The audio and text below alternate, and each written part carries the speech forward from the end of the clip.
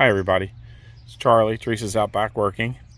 It's Friday, like April 21st or something. I just wanted to give you guys a quick update. These are tomato plants that I started from seed inside the house under our grow lights, and when they got a little bit bigger, I brought them out here to our little building. And you can see that I have 2 lights in there that help them grow. I've got a bucket with an immersion heater that helped keep it warm. It was always 15 degrees warmer inside that building than it was outside in the air. There's pallets around the outside and insulation. I had some videos showing you how I built that, so you can go back and watch those if you like. But anyhow, I've given some tomato plants away, but right now I have 13, which is way more than I thought I would have in April. These are beefsteaks and celebrities. Okay, and you can tell I have some different sizes. Some have flowers on them, and there's 1 or 2 that have tomatoes on them. But anyhow, you can tell it's pretty good. So they're getting some sun today because it's going to be about 80 out here, so they're going to probably stay out overnight. And this guy back here, he's got a tomato. So the goal was to try and have tomatoes in April, so I'm a little bit off schedule. I got a tomato, but I'm not going to be able to eat it in April. But hopefully today they're going to be really happy. You can see some of them are just starting to get a little bit tall and lanky. So, but we'll just plant those deeper in the ground. So now I've got to go find somewhere in the garden. Next week I'll plant these. Right, you know, getting closer to May 1st, I can feel safer planting them. And you know, I need a spot for 13 tomato plants now. So I know, 13 tomato plants, that's a lot. But anyhow, the potato patch, looks like some voles got to some of the potato plants that are growing back there. So maybe I'll just use part of the potato plot to put some of these in. In fact, that's probably what I'll do for sure. And you can see Teresa's been putting little stakes in and tying them up with little rags. And you can tell this one here, this one here needs to be tied up again. Anyhow, so I got to find some stakes too. I don't even have stakes. I could put these in buckets and just keep them in buckets and move them around. But anyhow, I'm pretty happy with the tomatoes so far. And the beefsteaks that I planted, I saved the seeds from tomatoes that I had, and those tomatoes were delicious. But they're really big beefsteaks, so they may take a while to mature. But anyhow, I'm real happy with it so far. So that's your update on the tomatoes.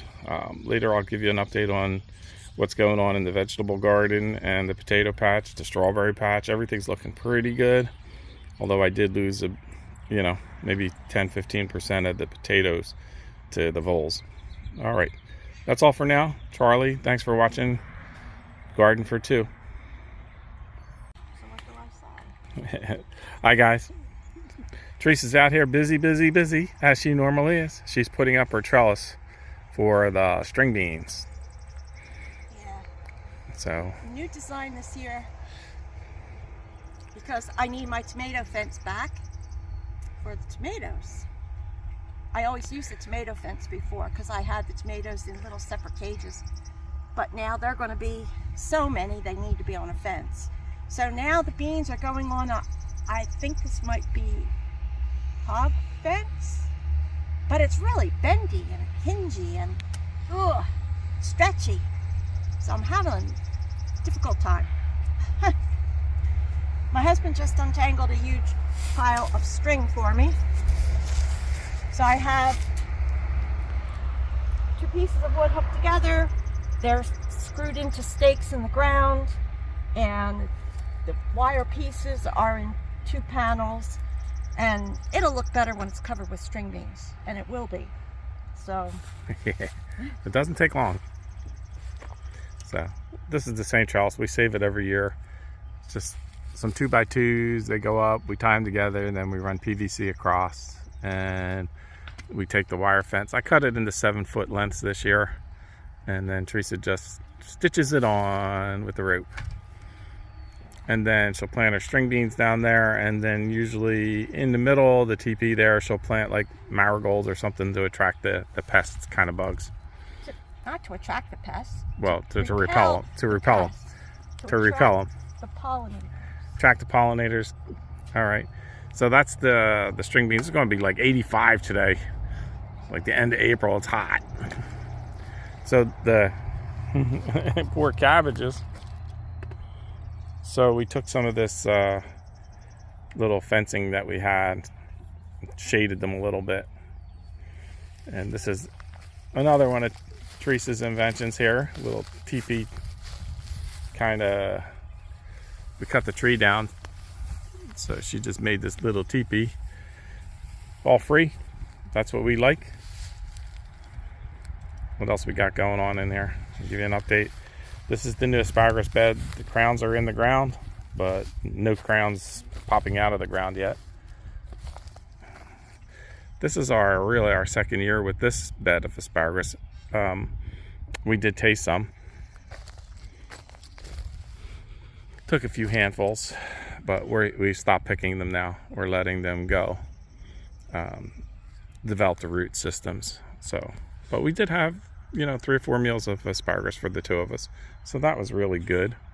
Let's see what else she's got in her garden. Looks like some onions and, I don't know, lettuce maybe down there. So she's got lettuce. She's been hooking up all the soaker hoses. She's got stuff planted over here. And we're just getting those 3 beds ready now. So I'll take you over to the potato patch and we'll give you a little update over there. Okay, so we're over at the potato patch. These are where the white and the red skin potatoes are going in.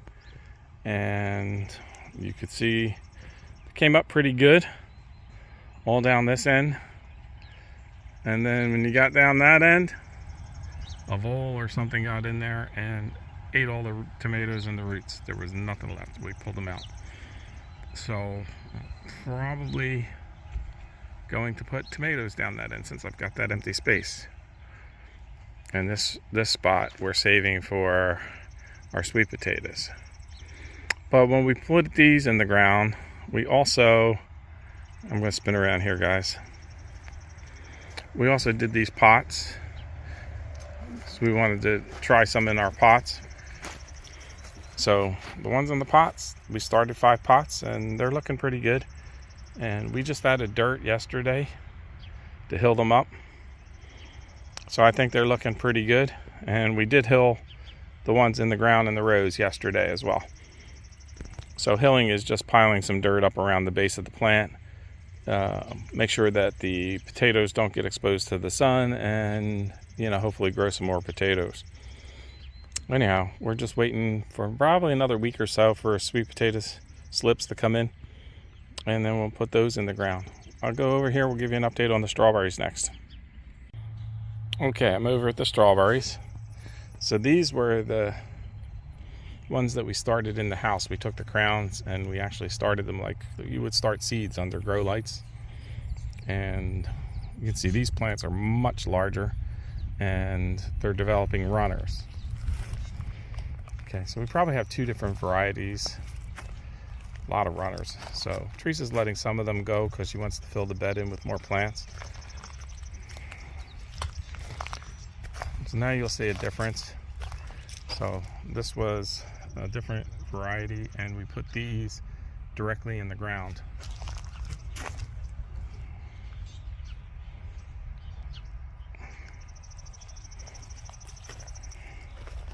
And as we go down here, you're going to notice that these have flowers.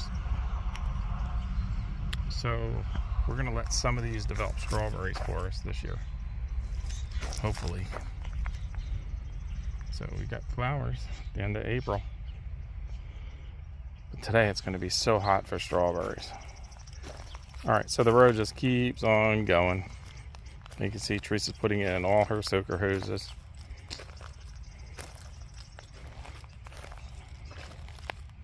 Alright, so the strawberry patch ends here. This we're getting ready for watermelons, cantaloupes, etc., squash. I'll give you a quick update on our trees, the peach and apple trees, pear, and cherry.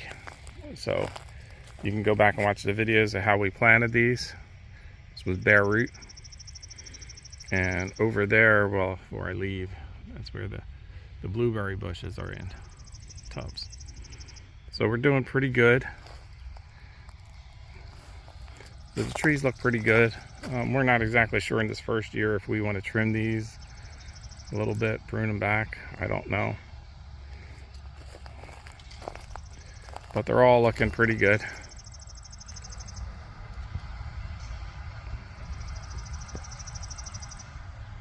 And you can see the beds on that side we're still working on.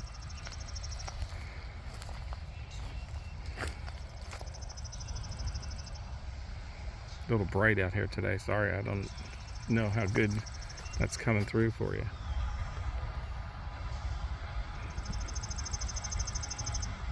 But they're all leafing out nicely,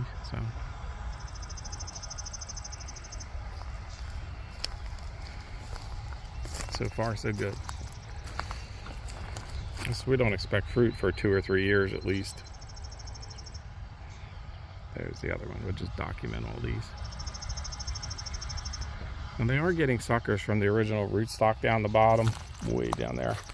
And Teresa just keeps coming in and, you know, knocking those off. Because we only want the fruit trees to grow, not from the original stock. Alright, so that's the update on the trees, and tomatoes and potatoes, string beans are going in. So we're busy. This is the time of year to be busy. Alright, till next time.